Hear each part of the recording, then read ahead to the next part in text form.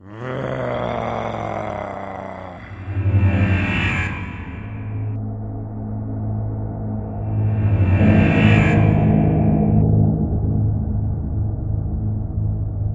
and welcome to the 30k channel. I'm your host David Brains and welcome to the second Army Focus, and in this Army Focus I've been joined by the famous, the channel favourite, Dan Porter from Phosphix Party. I'm also available for weddings and bar mitzvahs, people. How are we doing? You got to book him in advance though. Yeah, you have got to book a long way in advance. He's busy, he's busy. I am.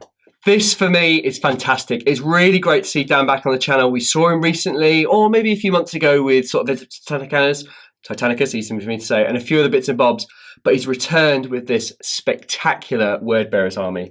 And Dan, what a host of models you've got. Do you know, it's funny, because we were saying before we started filming about it's really surprising to get it all out and put it on the table.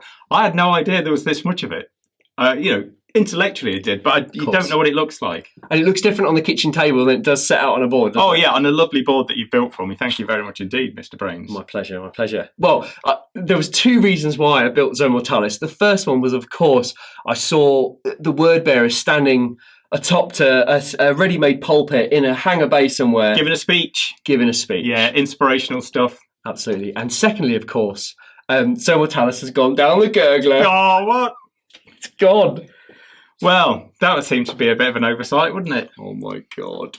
I don't know. But for me, I'm an internal optimist. So, in my mind, because they had that thing at was it at Nova where they said, "Oh, exciting Forge World thing," and then I haven't heard anything. I don't know if unless I've just not been a bit disconnected. I don't know. They said the relationship between Games Workshop and Forge World will become seamless. It will improve. Who knows? But I think what the community, I don't want to take away from your Army Focus here, but what the community wanted, they wanted like a Zone Mortalis board is going out of production in a month's time. Get your orders in, get your boards, buy those boards you've been putting off for months, and just get them done. But it was last chance to buy, up for a day, gone. Yeah, it's quite funny actually, because somebody had queued me up for a commissioned painting of about 500 quid's worth of stuff in October. Clearly that's not happening. Thanks a lot. That's my holiday next year down this morning. Thanks a lot for it, Charles. Such a sad time. The channel is very lucky. We've got a 6-4 and a ton of spares. So I think we should play it all the more, really, don't you? I totally agree. I love Zone Mortalis personally. It's perfect. Perfect game. We'll get more games. Yes. But let's talk about what are the name for this army? So this is my Word Bearers. For those of you who are fluff nuts, a bit like me, you'll know that the Word Bearers are organised into chapters, and the chapters have all got a symbol which they normally wear on the right pauldron, which is representative of one of the constellations in the skies above Colchis. Cool. So I found a really cool image that I loved, and I've managed to get it put on some custom-made shoulder pads. Yeah. And it's like a twisted briar knot. And the name I came up with the chapter was the Chapter of the Woeful Crown. So this is my Chapter of the Woeful Crown. And it's led by this guy here, the boss man, Vorat Zedek. Yeah, we've got names and everything. I love this. I don't talk to them. You appreciate that. So this is Vorat Zedek. He's the boss man. He's in charge. Super powerful dude. Wielding, because 31st Millennium, what you really need is a big choppy stick, isn't it? Of course. Yeah, who needs guns? No. And then we've got his kind of command coterie around him. So we've got a command squad, and perhaps look at those a bit later. Yep. We've got the twins, 2 chaplains. You can't have too many chaplains in a Word Bearer. Absolutely. All the chaplains. I've got a Diabolist, which I'm quite pleased of. I had to get somebody with a heavy 2-handed chainsaw. He's a beast, that one, isn't he? Librarian. And the idea is that these are like the cabal that kind of like swayed the whole chapter. And of course, the chapter are completely enthralled to this group of charismatic individuals. And he's got plenty of infantry to proselytise to, I guess, hasn't he? Here's the thing, David. Go on. If you haven't got more than 100 infantry, do you even heresy? I think this is the question we have to ask people. This is true. Because what's the point in having a 20 capacity tank if you haven't got 20 blokes to put inside it? Amen. So I love infantry. People who know me really well will tell you how much I love painting a squad of 10 Marines with a rhino. I love it. I can't get enough. As you can see, I've got more rhinos on the painting table. I was saying to David, this is it's a lot. It's a lot of beasts. I said, that's a fraction of the stuff I've got queued up on the painting table. Mere tip of the iceberg. Tip of the iceberg. But yeah, I love the infantry. I love basic tactical Marines. the number of times, the number of games I've played where a basic tactical squad has won me the game. We see this all the time on the channel. When 10 Tactical Marines get out of a Rhino, you have to deal with them, particularly in Dominion, because they are just scoring points. Yeah. And we know from games we play ourselves and from the channel, points mean prizes and they win you games. I think as well, the Word Bearer's special rules benefit the kind of infantry basis as well. You've got that kind of angry space monk rule with the kind of the true word. I think is Bearers of the True Word. Yeah, where they get the bonus dice for 3 dice, pick the 2 lowest. Yeah, amazing. That's amazing. Situationally, I think it's better than some of the other morale. If you think about the Iron Warriors morale against shooting, that's rock solid. Don't get me wrong, but get up close, don't like it up them. These guys, any way you want to bring it, we'll take it. They'll take it. We'll take it, man. Come on. Love it. Bring it on. And then, of course, basic assault marines. Yeah. Now, obviously, back in the day, I'm sure we all remember everybody queuing up with their single melter bomb to have a go at a contemptor. Not anymore. I play. There's quite a few people I know that have armored breakthrough lists. Looking at you, Anton. Looking at you. Who will literally have a chicken if I turn up with these guys because they're everywhere. They're absolutely everywhere. So yeah, infantry mobility, that's my thing. That's what I like. It's really great. And one thing that Dan and I spoke about before we started filming this is that there are no Legion-specific models. So you've got no Galval back, you've got no Action Circle, and what's the third one? The Mara Gal, the Contemptors. So here's the thing. Tell me. When I started with Word Bearers, and I was kind of just going out there. So it's an interesting story, actually. I started off with a Throne of Schools list. Okay. So there was a Throne of Schools list. I think it was one of the ones where they do the staged list. So you bring a 2,000, 2,500 and 3,000 point list. And it started off as a challenge to see if I could paint 3,000 points in 6 weeks it was. Wow. Now, I took it as the Dark Brethren list. So the Dark Brethren list in the Word Bearers is one of the special rights of war where you can take demons as allies. Yes, yeah. So I did those, and I did some. In fact, you were the first person ever to play me with Word Bearers. Oh God, do you remember? I remember that. When you were based in Peterborough, and I brought down my dudes, and I had the Bloodthirster. Oh yeah, failed the 3-inch charge. That was it. Yeah, that was the first game I ever played with them. But that was the start, and the idea was, could I paint 3,000 points of Word Bearers in 6 weeks? And I managed it. There was about 800 points of demons as well. But that's where the army started. These guys here are sort of like veterans of the long war, shall we say? As is, I think, the Terminators Cat here. Factory. Yeah, and I think a couple of these guys as well. Right. And the Rhinos certainly were, and 2 of the tactical squads. Right. Okay. Yeah. But that's where it started. Yeah. But the point being is that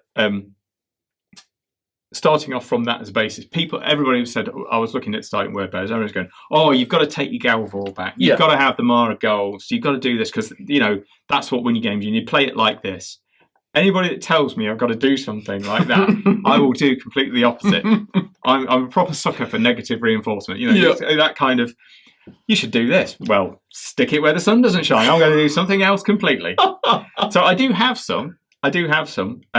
They're quite complex models to paint. Yeah, I imagine. There's a lot of complexity. I've got them on my painting table at the moment, and I find I spend a lot of time looking at the model and trying to figure out, is that a bit of flesh? Yeah. Is that a bit of kind of mould in? Yeah.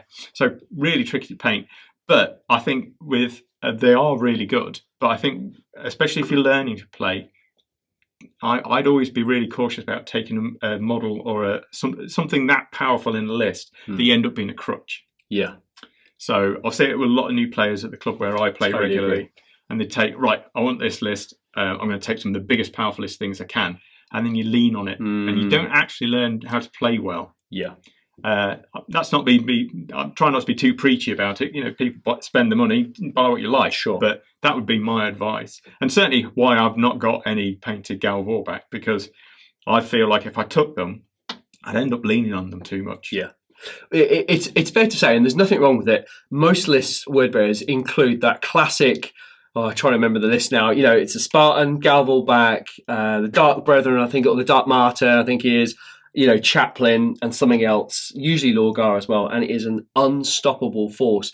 And we saw this in 40k 7th edition when it came out. There was all these massive Death Stars, I don't think Heresy suffers the same sort of thing. There are a few out there, no doubt. And who doesn't want to run Horus with his Justarian and a Spartan? I mean, who doesn't want to run that? But you are right. You do lean on them too much, and you build your army around that massive, powerful unit. And if it dies early in the game due to bad matching or really overpowered list that you play against, your army folds. Yeah, absolutely. We're getting into talking about playing games, but there's a meta game as well as the game. There's this game, and then there's the mental chess that's going on.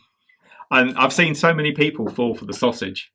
There's another video in this about the tactical sausage. People will understand what I mean. People who know about it will know what I mean. But it's kind of like, oh, what's going on over here? Yeah, well, there's actual stuff. There's actual stuff's happening over there. And I do like redundancy in my army. And nothing says redundancy like tactical Marines and a Rhino. Amen. And when I do my army focus next for the Mechanicum, you'll see that redundancy built in. Yeah.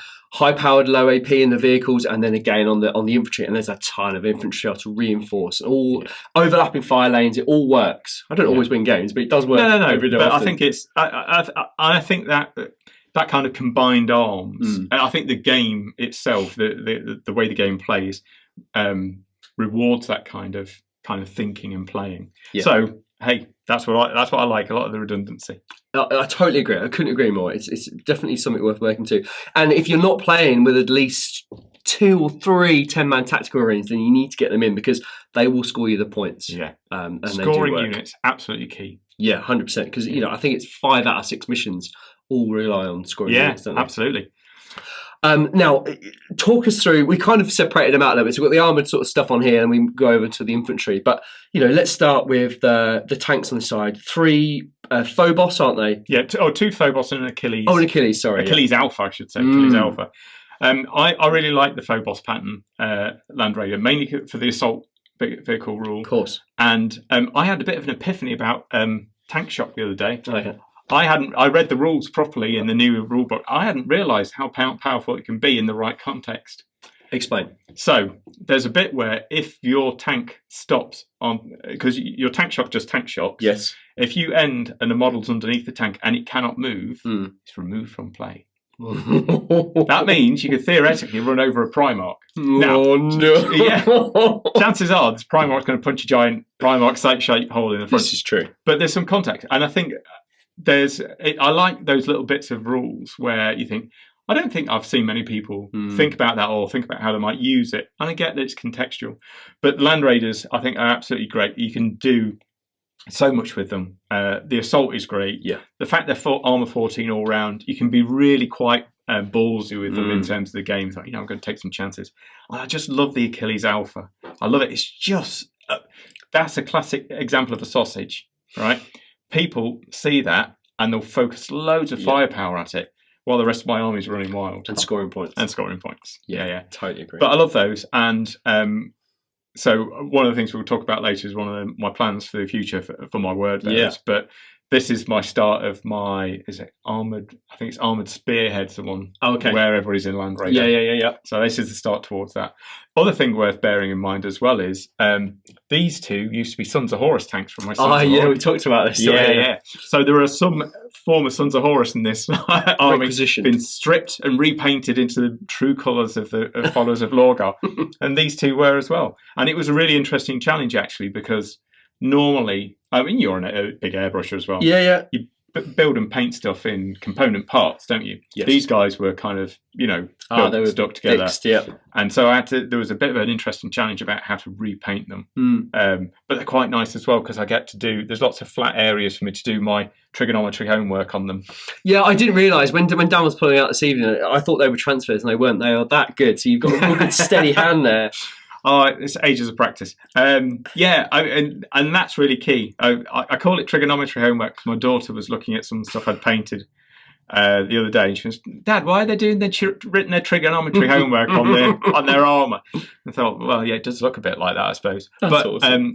I think it's a nice bit you can do. So you can do the basic colours, that's fine. And I think when you want to step your painting up a bit, as I'm trying to do, you can start looking at doing some more of this freehand stuff. And actually, the secret of it is it doesn't really matter if it goes a bit wonky. No, because it's supposed to be a bit asymmetrical and a bit crazy and looking a bit like shattered glass. So, go for it. It's great. It's so effective, and I think it really, because you see a red army, you think Blood Angels, Thousand Suns, whatever. But really, when you get into it, you've got the flames with the book and the head with the horns, and you got this geometric patterns, and it's great. Yeah, really sets them apart. Yeah. And I just love. I've always wanted a red army, interestingly enough, and this turned out to be it. Yeah. I was a little bit annoyed when they released the new colours called Galvorback Red and what was the other one? Galvorback Red and I don't know. Can't remember the other one. No. And everybody starts going, oh yeah, no, it should be this shade of red.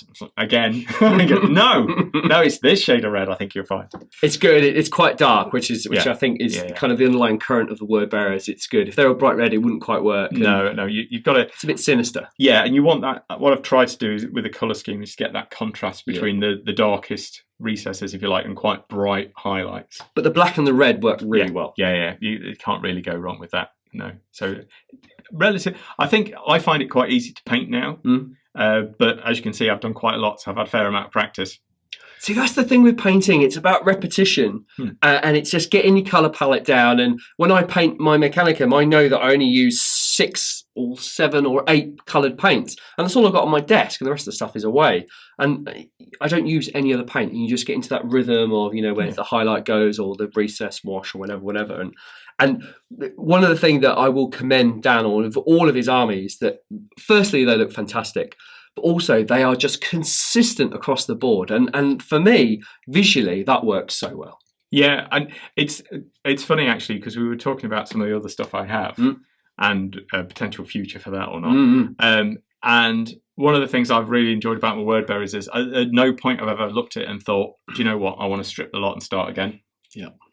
I'm quite comfortable painting stuff in a slightly modified style to how I painted the first stuff. Okay. And I think it still looks as good now as it did then. There are refinements I add.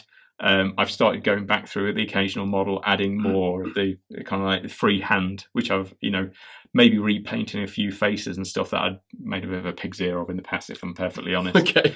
But at no point have I ever felt, do you know what, I just want to stick the whole lot in a bucket of Dettol and strip it down to bare plastic or anything like that. No, it's great. And what we see occasionally is that we see guys, they start off on an army, the army they've always loved and they wanted to collect whatever legion it is, and they go on a painting course, which are amazing. There's loads out there. And they come back and they'll learn some new skills, and they'll either repaint or they'll do half and half. And it just doesn't work for me. No. Carry on and then maybe do what Dan's done, is do those little extra details or put those decals on after using the Microsol and that sort of thing. And it's all about the new techniques. So, I mean, this guy here was one of the latest models I painted. The Praetor. The Praetor with his, obviously, 31st Millennium chopping stick. Big stick. And the blade is based off a video that Darren Latham did, and I watched, and not quite identical, and I wouldn't say I've nailed the technique yet, but I'm quite pleased with it. Yeah. It looks great. Looks really good. Yeah. And obviously, you said earlier as well, you've been practicing faces as well. Yeah, I've got a good friend called Gaz, and his mantra is faces and bases. And it's a good shout, actually. It's the focal point. It's the focal point, yeah. And I personally, I do like a bare head on the Space Marine. Okay. I know people will go, ooh, headshot. I'm not keen, but but it works. But it does. And more to the point, it gives you another palette or another kind of surface for you to do that kind of freehand stuff. So some of these guys have got some quite intricate tattoos on their heads as well. I do like to work in, if you ever had access to this army while it's out and you were bored and a magnifying glass, most models have got one of the chaos symbols, one of the gods' chaos symbols on them somewhere. Yeah, and then there's a couple where I'll show you one. We'll perhaps get a photo. We'll get some photo. I'll overlay a photo.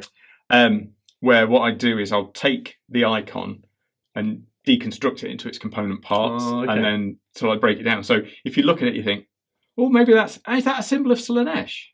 Kind of thing. Right, okay. But not obvious. No, kind of trying to get over that idea that they're still discovering chaos. Yeah, that's right. They're not so defined as they are in the 41st Millennium. They're kind of finding their way a little bit. Yeah. And we see that in demon armies that come out. They're not necessarily, they might be bloodletter models, but they're not red, for example. They're just raw energy, aren't they?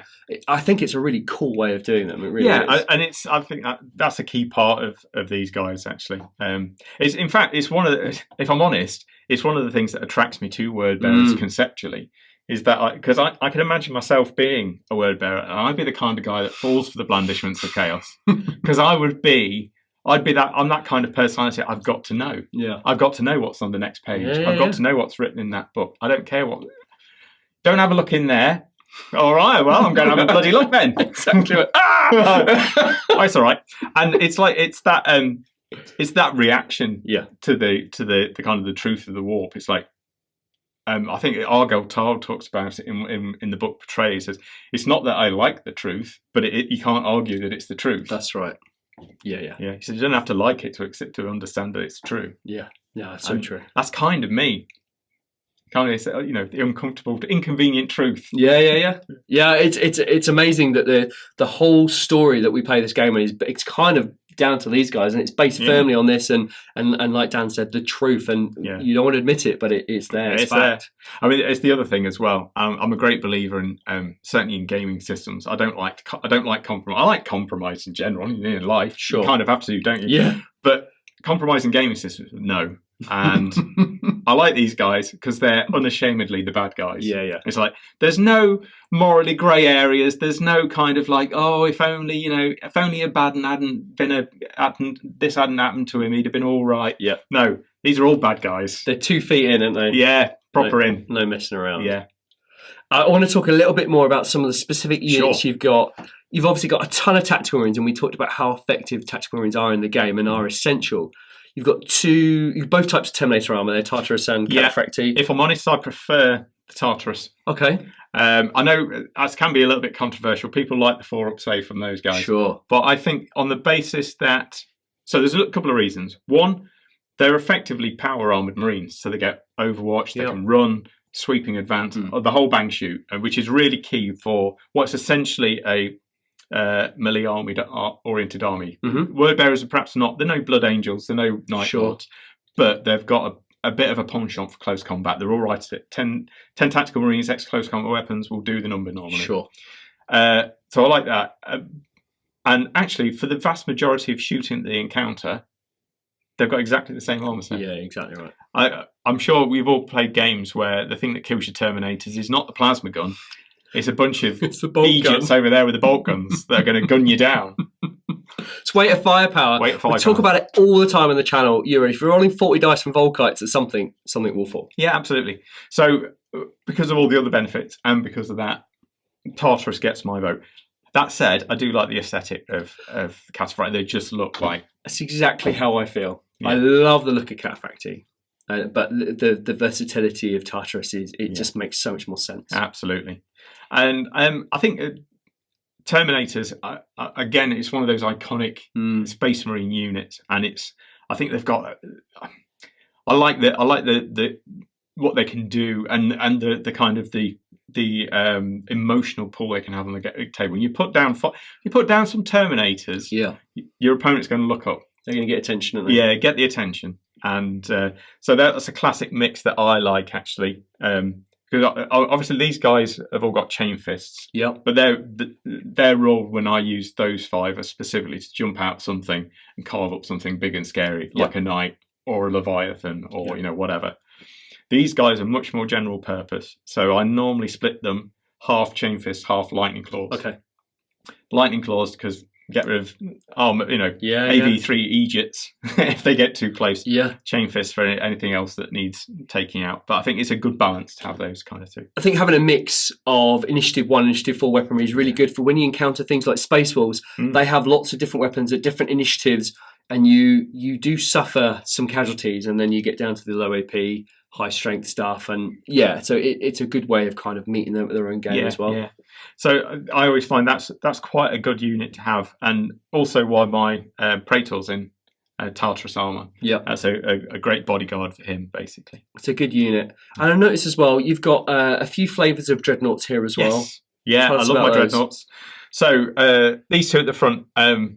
It's a classic build. You could run them as Contemptus or Contemptor Quartus. Yeah. 2 power fists, 2 heavy flamers in the fists. It's great. Normally, they'll ride in these and come down with my assault marines because it's we've got a saying at our club. It's like throwing a cat and of wasps at somebody. It's not going to kill them unless they're allergic to wasp things.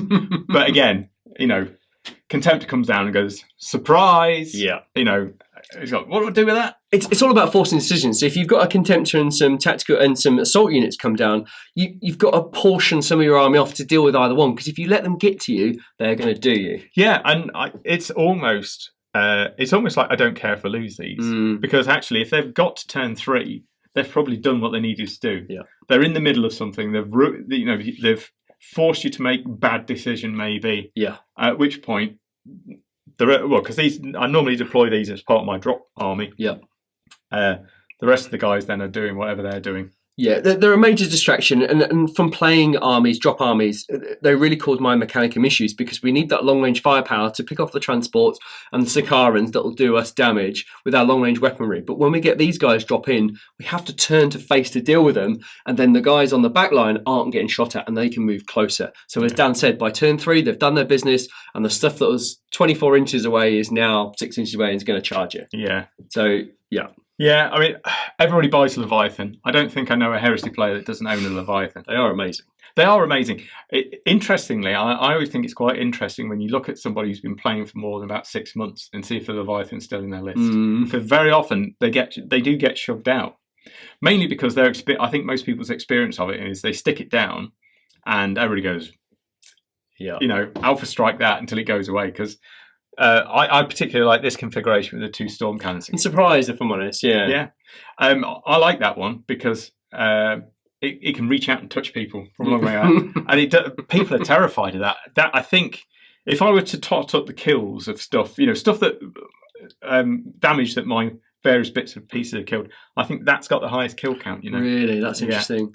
See, I would always, if I was a Marine player, I would always have a close combat weapon just in case you get into trouble and you need to do some damage. Because if not, you're just kicking people with your legs. But true, although I took him to might have been a GT actually, right? A Heresy GT.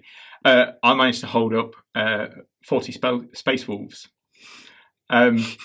Because none of them got a melter bomb. Oh no! And they couldn't disable him. That's brilliant. Yeah, and of course they're all angry Space Wolves. So I can't remember the precise rule, but for some reason they couldn't run away from him. Oh, that's gold. So it was just there like this big Space Wolf magnet.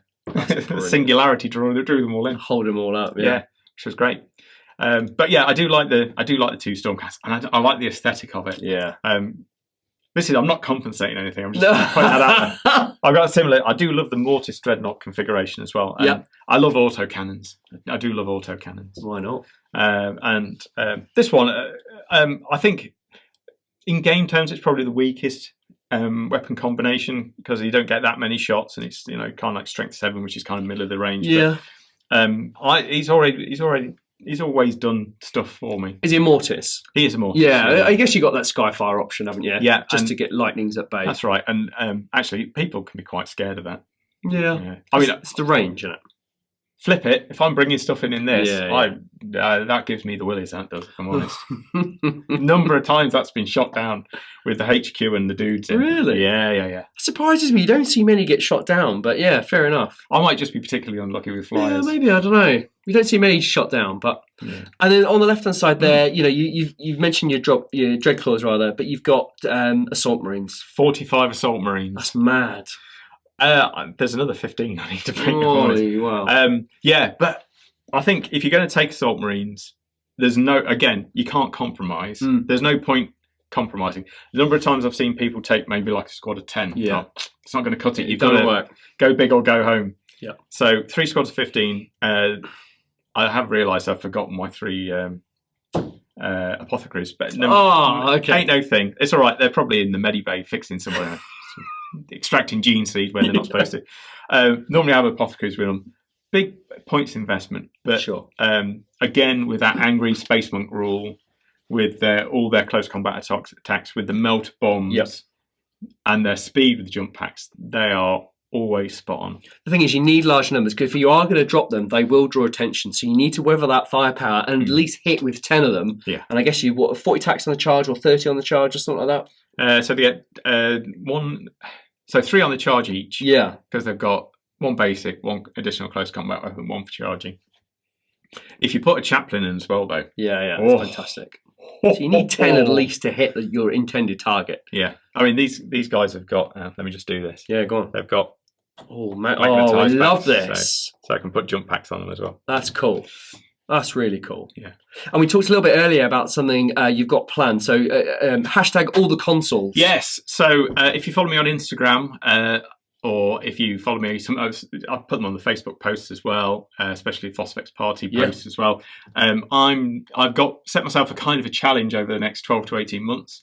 The aim to be able to build a 2,500 point list for every right of war that the word bearers can legally take. Now, I'm hoping Forge World don't release any more. If you're watching, Anuj, or anybody like that, don't release any more rights of war until I've got a bit further on. All right, because give it 6 months. Yeah.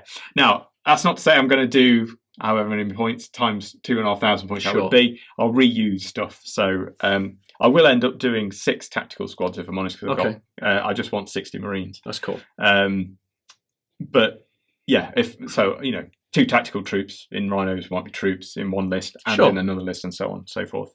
But yeah, so at the moment I'm doing Drop Assault Vanguard, and then I've got a Charybdis, which I've got Charybdis I need to finish for that. Okay. And then I've got 5 drop pods, which as soon as I've painted those, I can do Orbital Assault as well. Oh, okay, cool. So I've already got a variety of basic lists. I can nearly do I think I could do Armoured Breakthrough. No, Armoured Spearhead. Yeah. Because you don't have to take the Land Raiders. Breakthrough's Predators, isn't it? Yeah. Breakthrough's Predators. I haven't got any Predators, so I've got to do that. But that's one. And the other one is hashtag all the consoles. So we've got a bit of quite a smorgasbord of consoles now, especially with the release of tons. With the new ones like the Armistos and the Mortificator. So what I want to do is paint at least one of every console for the word bearers as well. Again, add to this kind of charismatic command squad, if you like. So they're coming as well. So we've got 3 chaplains. He's a chaplain as well. 3 chaplains, because you've got to have chaplains. Yeah. Word bearers, it's kind of their thing. Prerequisite. Got a Diabolist, Librarian, Command Squad, Praetor, obviously. I've got a Praevian here with his robotic mates. Yeah. So it's coming along. But I quite like it as well because there's no models for a lot of the new ones, at least. Yeah. It's been quite an interesting conversion challenge as well. Yeah, and that's a really fun part of the hobby is painting's one thing, gaming's another, but there's loads of guys out there that love scratch building stuff, or they add bits on and cut bits off, and it looks great, and people produce some really, really unique models, and you can just tell that by your HQs and the rest of your army. It looks really cool. Yeah, and the other thing I'm building for as well, I was lucky enough to have my garage converted. I have seen this. I'm waiting for an invite, but I've seen it. Welcome anytime, Mr. Brains, anytime. Tentatively titled Club Colchis. Oh, see what you did there? Yeah. And I'm going to do a board for that, and what I'm thinking is a kind of like a desert themed board, but maybe with some of those, the Noctilith crowns. Oh yeah, make it look like some kind of word bearer summoning site. That's or cool. Some ritual site. Then can be fighting over that. You need the Lord of the Rings Battle for Weathertop model. That would be amazing. Just bomb. Stick it in the middle. That would be cool. And 30k of fire, a little bit, some generators and some shield generators on it or something. That would look pretty cool. So I don't know. Maybe there's a Armies on Parade board in the future. Oh, that sounds like a plan, good. Doesn't it? That'd be awesome. Yeah. Awesome. Oh yeah. So we talked about your rights of war and your consoles. Yeah. Let's talk a little bit about you now. So, so hopefully Dan for the Challenge, been on the channel loads with his various armies, Death Guard, Imperial Fists. That's right. These guys. Yeah. We had these on, yeah. I think only my Sons of Horus haven't been on, but they won't be on now because they're now word bearers. They are now word bearers, yeah. But we probably know you more for Phosphex Party. So just tell us a little bit about Phosphex Party. Yeah, well, Phosphex Party started off. If you listen to podcasts, you'll be familiar. There's a realm of podcasts. Actually, a lot of them are now becoming more generic wargaming podcasts, actually. I have noticed that. We still talk about specifically heresy stuff, but we do talk about Titanicus. Undoubtedly be talking about Aeronautica Imperialis, although it's not strictly speaking heresy. Amazing game. But I don't know. I certainly used to play it back in the day in its previous incarnation. Yeah. In fact, I've got some models. I've got some planes of yours somewhere. Yeah. You're welcome to have them back. No, it's fine. They're wrong scale now. Anyway, we will use it. Yeah, that's true. You'll put them to good use. Fine. But we do generally talk about that. It is quite difficult getting everybody in the room because there's 4 of us and they're like ferrets, and everybody knows herding ferrets is tricky. Who are your co-hosts? So my co-hosts are Spencer Mould, who's also been on the channel. Yeah, we know Spencer. Ant, who you've played a couple of times. Yes. Yeah, he's been down the club. Yes. And Ross, who doesn't get out very much, but we're going to try and sort that out for next year. Good. Yeah, we're trying to get him to some events and things. And do you tend to corral around your house or someone else? You're in Leicester, aren't you? Well, Ross is our tech priest. So he's got all the sound equipment, and he's a qualified sound engineer. Is he? Yeah. I didn't know this. Yeah. So he's our tech priest. So we normally go around to his. Plus, he's got super comfy sofas. That's all good. We record quite frequently. What we want to do in the next 12 months is get a lot more guests on. Great. Open invite to you, David. I'd love to have you on to talk about the channel. Give me a call. Okay, cool. We'll sort that out. But we're really keen to talk about people and their hobby. We've got a really, really good burgeoning scene at our local club. So our local club is Leicester Fat Cats. If you're in the Leicester area, kicking your heels on a Thursday night, you're welcome to come on down. You can find us on Facebook. I'm sure David will maybe stick a link in. I'll do something. I've been there a few times myself. It's a great club. Tons of space, which I think clubs struggle for as well. You've got an amazing building. Yeah, we're fortunate in that we've got connections to the local Ukrainian church, and that sounds dodgy, doesn't it? It does sound really dodgy, but it's not great. Dodgy at all. But we have club members who are family members, so that's how we get in. And they've got a really big church hall that we can use, and a bar, real bar serving real beer. It's amazing. There's even a pool table if you get bored of gaming. Okay. Yeah. So and we've got a really burgeoning scene there. And one of the things we want to do on Phosphex Party is get some of those people who are just getting into it, get them on and get them to talk about how they're getting started. And, I did. I've been running a series with Alistair, who knows Dan and was originally based at Leicester Fat Cats, and we've done like a 500 point to 3,000 points. When this goes out, we'll be filming around the 2,500 point game. But we did a whole thing about how do you start. I got so many emails and messages. How do I start Heresy? And I don't think it's as straightforward as going to a Games Workshop store and starting 8th edition, because those stores are geared up to sell you 8th edition. Whereas Heresy, you need a little bit more. It sounds a bit dodgy. You need a bit of background information. Don't you? You need a bit more. I think it's a commonly expressed view. I think that. Heresy's the kind of historical war game of the 40k universe. Sure. So you do get a different type of people playing it, I think. And people play games differently, I think, to standard 40k. But what that means is it's perhaps not as freeform in terms of I'm just going to paint these guys like pink or orange or whatever. There's a bit more constraint around the Legion colours of this, or if you want to try what you're trying to represent. I know Alistair in your series has been going very specifically for late Heresy, late Sons of Horus. So there's a lot more chaotic elements in there, like, horned helmets and skulls and all that kind of stuff going on.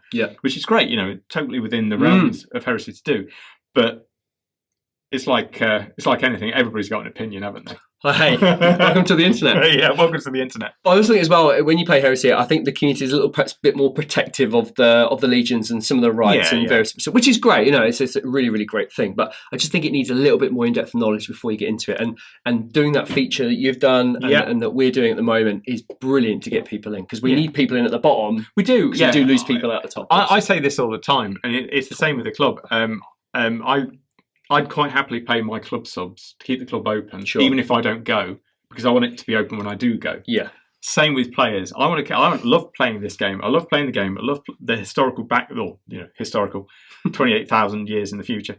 I love the background and the story, and I love all of those kind of stories that we kind of tell together when we're playing the games. But if I want to carry on doing that, I need other people to play against. Of course. And that means I've got to give people a hand up. 100%. This has been the second episode in Army Focus, and I think the word bearers and Dan Porter has been an absolute worthy contender of Army Focus. So thank you so much. My pleasure. Been an absolute blast. Do you have any final words that you'd like to impart on the 30k channel viewers? Just enjoy your hobby. Really, it's got to be fun. So when it stops being fun, but It's like gambling. Yeah, well, when the fun stops. Oh yeah, stop. Yeah. But please do get involved. Don't be put off by people that tell you you've got to do certain things a certain way. Sure. Because there's room for everybody, and I think that's the thing that you should hold in your. And also, I would also say you are not the sum of your internet points. You're a lot more than that. Love it. Yeah. Some wise words. Yeah. From a learned man with a learned army. Yes, they are. We do like secret. And if anybody's got any secret books out there on the occult, I'm your man. Just forward them. Forward them on. Yeah, I'll take a look. Before we go, some very quick final mentions. Dan, if we want to follow you and your exploits, where can we follow you? So you can. So first of all, there's a Phosphex Party Destroyer Call page on Facebook. Closed group, but generally speaking, we'll let anybody in. You can see what Phosphex Party are talking about. Yep, it's a good group. If you want to follow me on Instagram, my Instagram is Party and Shot, which I think David will. If I do my job right, yeah, it'll be somewhere in this there. And that's my Instagram. And Phosphex Party at Phosphex Party is the Phosphex Party Instagram, which I also post on as well. And where can we find it? If you want to listen to your podcast, where can we find it? So you can find us on SoundCloud, you can find us on iTunes, and we're looking at Spotify. Fantastic. So, but definitely SoundCloud, definitely iTunes, and we normally publish in most of the Facebook heresy groups when we release new content. I was about to say, if you struggle finding the podcast on those formats, just go to Facebook. I'm sure you'll put a link up, won't you? And he'll just take you straight to it. I'll give you the SoundCloud link so you can put that in for us. I must admit, that's how I find podcasts. I just go onto Facebook and there's usually a link that takes me direct because I'm really bad with just going through apps and whatever else. So I just go straight link. It's really, really helpful. As I said before, this is the second Army Focus we filmed. I have changed the format ever so slightly, so hopefully there's been a ton more photos. You guys really wanted loads of photos. It seems a waste to get guys in here with their amazing armies and not taking enough photos. So hopefully I've done tons this time. There is plenty to feast your eyes on, and I will publish all of those photos on the Facebook page. So if you want to take them, and that's fine. I just want to say because people always ask me how I paint them. Oh yeah. If you're interested, I'll give David the kind of rough breakdown of how I do it, and then saves me answering it in the comments. Oh, that's awesome. And I'll publish it under the notes. Yeah, so you can see. That'd be fantastic. Okay, I'll do that. I really, really hope you've enjoyed this. Army Focus is here to stay. So if you would like to appear in an Army Focus, please drop me an email on the email address below, or contact me via social media, Facebook, Instagram, whatever you like. Dan, I have to say, it's been an absolute pleasure seeing you back. We need you back here more often. My pleasure, David. I'm sorry that my life gets in the way sometimes. It's all good. We have chatted before, and Dan might make an appearance very soon. So hopefully we can secure him for that. It's really exciting. Book early to avoid disappointment. Amen. All right. We will see you in the next Army Focus.